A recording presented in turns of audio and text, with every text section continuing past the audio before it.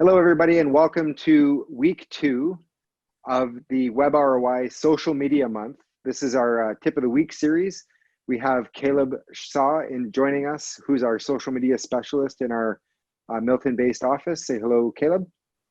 Good morning, everyone.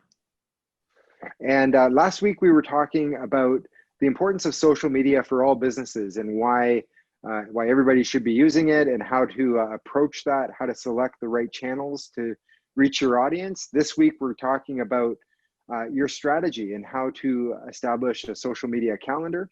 So Caleb's going to be sharing that with us today. Caleb, what is the best way for a business to schedule out their content? Well, as we discussed last week, we said, hey, getting some sort of content out there is better than getting no content. That being said, you want to make sure that you're actually putting out quality content.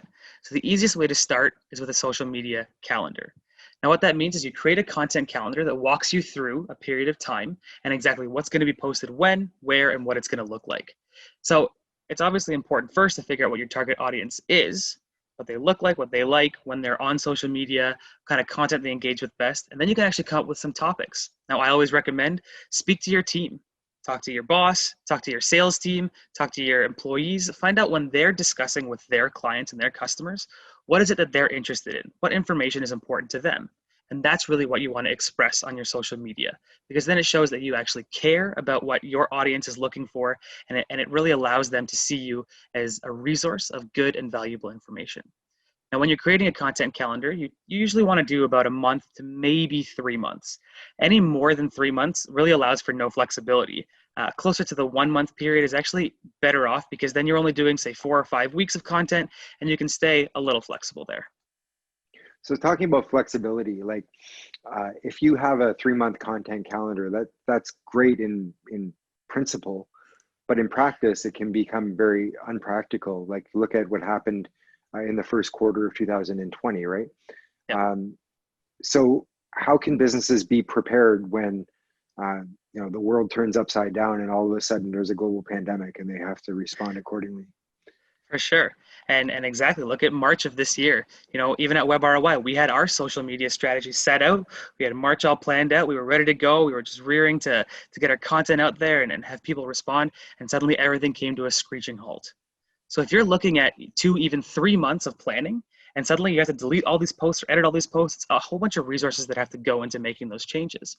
So really, if you can stick to 1 month at a time as you're planning your calendar, you're pretty flexible, because then you're probably doing maybe 8 to 12 posts a month per channel. And if something needs to be edited, it's pretty easy to do that. It's so important, especially in the digital world and what we're experiencing today, to make sure that you are flexible. When stuff happens or something comes up in your industry, with your audience, or just in the world, you need to be able to react and respond, because you really want to look proactive. You want to make sure that you're responding to what's going on in the world, because your audience is looking to you as a source of information and knowledge. You want to make sure that you have the appropriate response to it. The worst thing you could do is if something major happens, that you just keep going along pretending it doesn't happen. Because all that does is it says to your audience, I don't really care what's going on in your lives. My business is the most important. You want to make sure that your audience understands, hey, I care about you. I care about my customers, and I want to make sure that they have the best. That's why I want them to work for me, because that's what I provide. And showing that empathy and that flexibility in social media is incredibly important. Caleb, do we have any tools? Do you use any tools to help kind of formulate your content calendar? And is that something that we could share with our audience?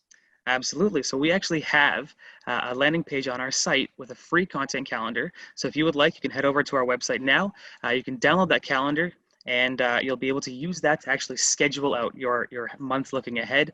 And you can add stuff like social media, even if you're doing email marketing, anything like that will be all, you can sort it out all right within that calendar.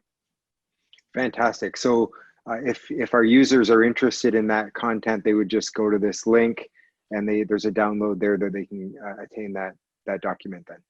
Absolutely. Yeah. Highly encouraged to do that. Oh, excellent. And obviously, having a content calendar is very critical in the strategy, but just having content and scheduling it regularly doesn't necessarily mean that you're going to get results.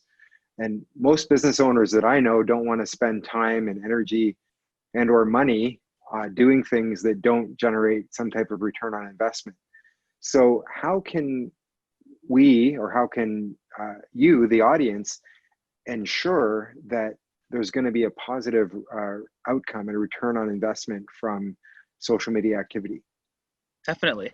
So yeah, just creating a content calendar and pushing content out, that's only the beginning of the strategy. There's really much more to it. So some other things that we highly recommend to ensure your success there and make sure that you are getting that return, simple things like creating campaigns. If you can create campaigns around certain events, or let's say, you are selling a product and you have a sale every Sunday, you got your super sale Sunday, that's your new campaign. So every Sunday you're going to put something up about a product that's on sale, or you've got new product launches, create a campaign discussing those products. And they're pretty easy because they can be templated and people expect, hey, next week there's a sale coming up. I want to see what the sale looks like and I know what I'm looking for. Other campaigns that you could use is maybe you want to offer a little bit of information. Don't give away any industry secrets, but I've got a little bit of a tip that I can give somebody.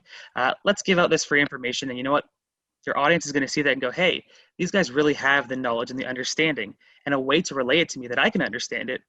I want to know more. I want to learn more about these guys. They can actually help me out. These types of campaigns really garner really good response from your audience. Apart from that, you can use something like social engagement, social listening, and that's really just keeping your ear to the ground and making sure that you're understanding what's going on in your industry and what's going on with your audience. We're going to discuss that a little bit more next week. But another one of the most important things you can do is use hashtags. I'm sure you've heard of it, but hashtags are incredibly important in people actually finding your content. Yeah, and we talked about hashtags somewhat last week. So I think we've really emphasized the importance of hashtags. And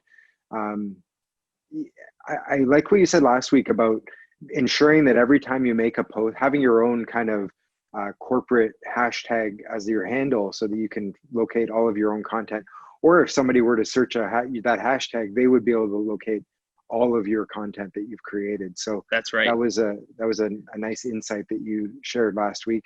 And once again, Caleb, thank you very much for joining us this week and sharing your expertise.